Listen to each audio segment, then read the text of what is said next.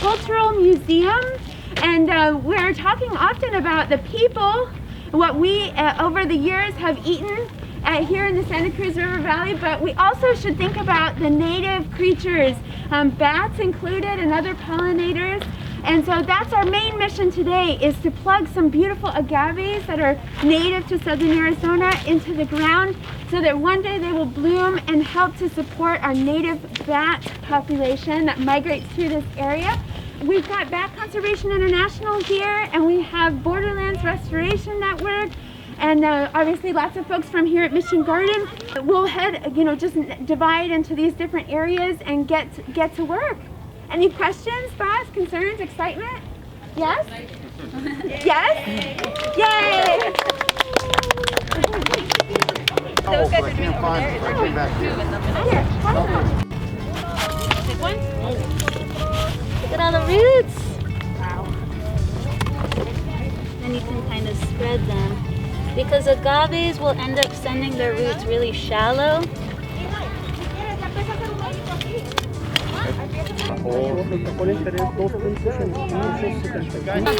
Sí. I'm like,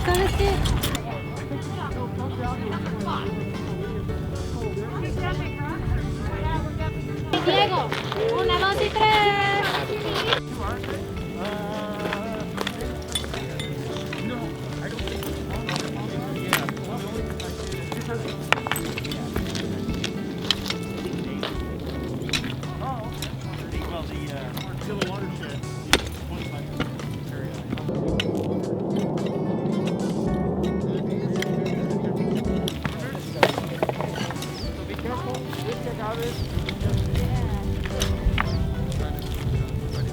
These two species of agaves that they brought are not from these lower elevations.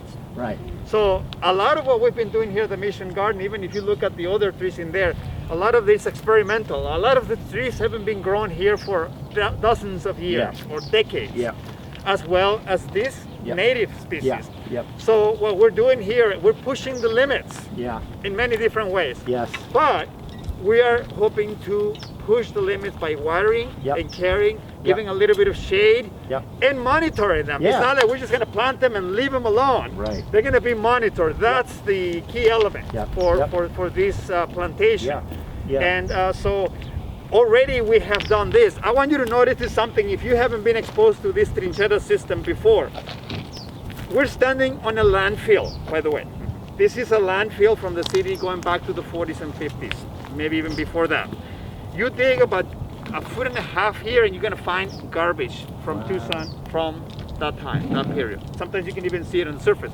This idea was to create this restoration area to keep this soil from washing out, because the garbage keep exposing out as the water runs down. And notice the difference since this planting was done. Just look at the amount of grass Soil, that is being growing in these areas where the piles of rocks have been created. And it's very evident. And that happened naturally in the sense that we put the rocks, we threw in some agaves. As the water for the last 3 or 4 seasons that we had, the little rain that we've had, look what happened. Naturally, these plants, these grasses, weeds, whatever you want to call it, found a nice place to grow. And that's what we want. What it's doing is holding the soil, holding the moisture, and creating a place for a little platform, and we're taking advantage and putting an agave in it. Yeah, exactly. So what it's going to be doing today, what we're going to be doing is also restoring a little bit of that pile of rocks and planting a new agave where the other ones died. Yeah, and from the bat side, it fits in perfectly. The same thing. The species that we're planting today, Agave palmeri, is the primary food source for the migratory bat, the Leptonicterus herbabueni, that lesser long-nosed bat, as it's passing through here. And when you compare it to the Perii agave and actually several other species of agave along the border, it produces the most nectar, so it makes sense for the plant, for the bats. It's a high-calorie food since they have a pretty high energy requirement, just like a hummingbird does. Now look at an area like this, where there's nothing in there. It was just run off. The water falls here, runs. Here, the water stops a few minutes, sometimes seconds longer than here. just enough to retain the moisture a little longer and for a seed to grow. And that's all we want. And some of them, the soil has been washed out. So here we may need to remove these rocks a little more and add a little more soil here. A couple of shovels of soil. This one is not doing very well. It's still alive. So little things like that. So anyway, so what I'll suggest, you have to a nice glove and you're gonna kind of push, do it right here so the soil will go in there and they will come out little by little. And we can push them from here, gently, shake them a little. Okay, once it comes loose, if we can retain some of the root ball, the root ball, and we need the soil in there, keep it as much as possible. Even if the whole soil comes out, no big deal, it's okay. But you can see it has a lot of nice, healthy root system.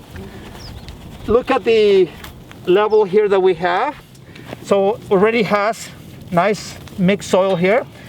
And when place it carefully. Again, if the whole thing comes off and some of the roots get exposed, don't worry. These are gonna get water by the end of the day in one way or another. So put it in there, keep as much as possible. Follow this kind of level right here. Notice how this level is right here. And then use the same soil that we removed. Okay. Gently, just don't pull it too much. Remember, it's gonna have little rocks around it as well. So now there's loose in there. So now we need to find a nice little stick. If we could have like a pencil-sized stick or something like that. So right now we just pour dirt on top of the roots. So there's air pockets in there that are not fully. But this would help. Look at that. You see how quickly the dirt goes in there? It's like when you do this with a potted plant. It's the same way. That broke. So just gently around. So the dirt will go. You can pour a little more of the fine dirt. Now notice it's a little loose, but it's okay because we're going to put some rocks around it. Oh, you can also grab a little more of the soil from the side. Just loosen like this.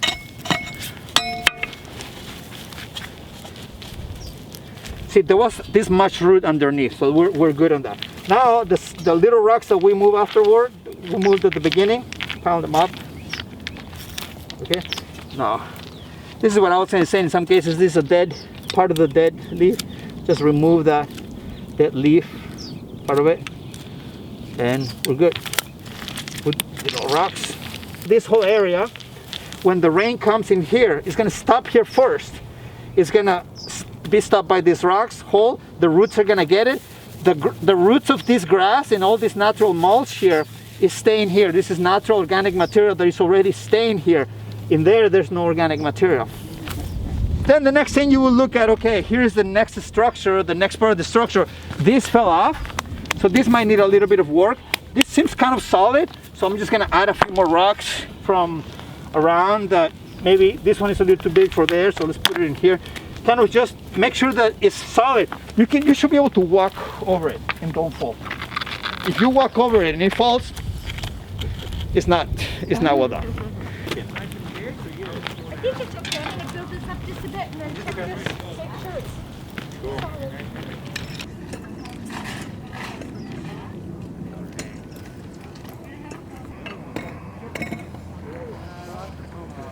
So ideally, it depends what you're using them for. In our line of work, we really like to let them flower for these. We're going to like.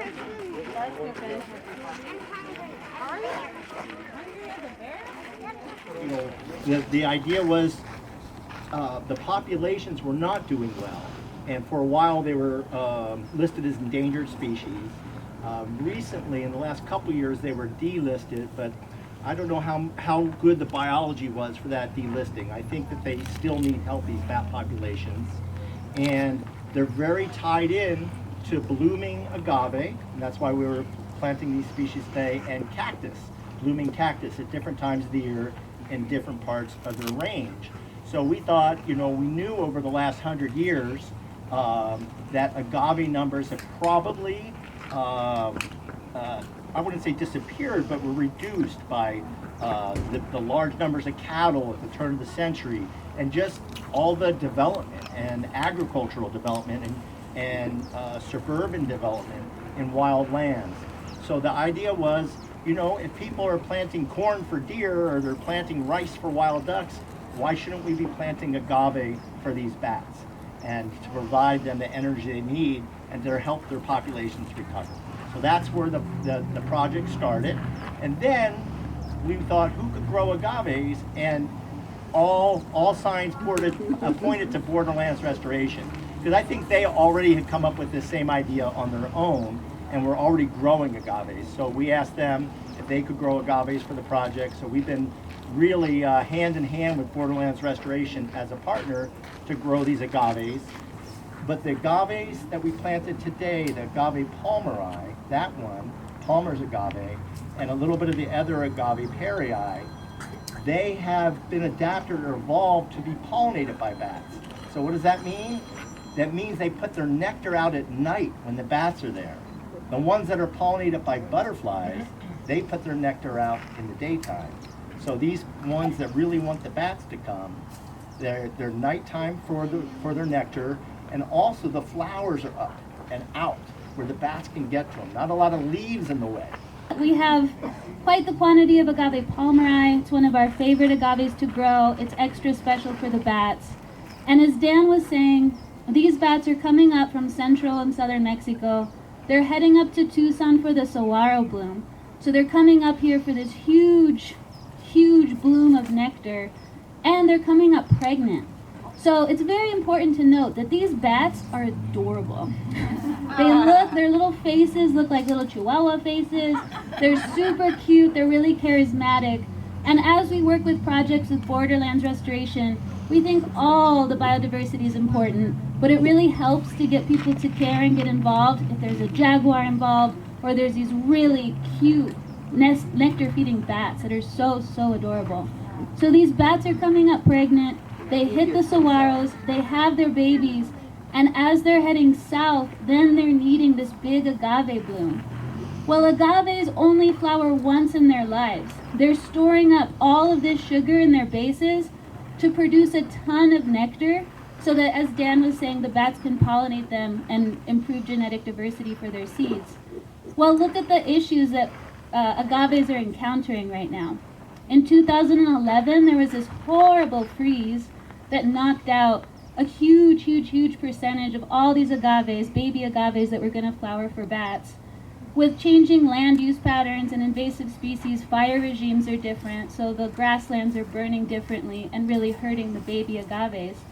And then you have a moment where, in 1991, they made it legal to export bacanora, which is a wonderful, wonderful product from Sonora. Todo el bacanora es de Sonora. Amazing, amazing drink. But to do that, because for so long it was under prohibition, there hadn't been any farms established. So people are using the wild agaves, and you can't use the agave and then let it flower for the bats. It just doesn't work that way.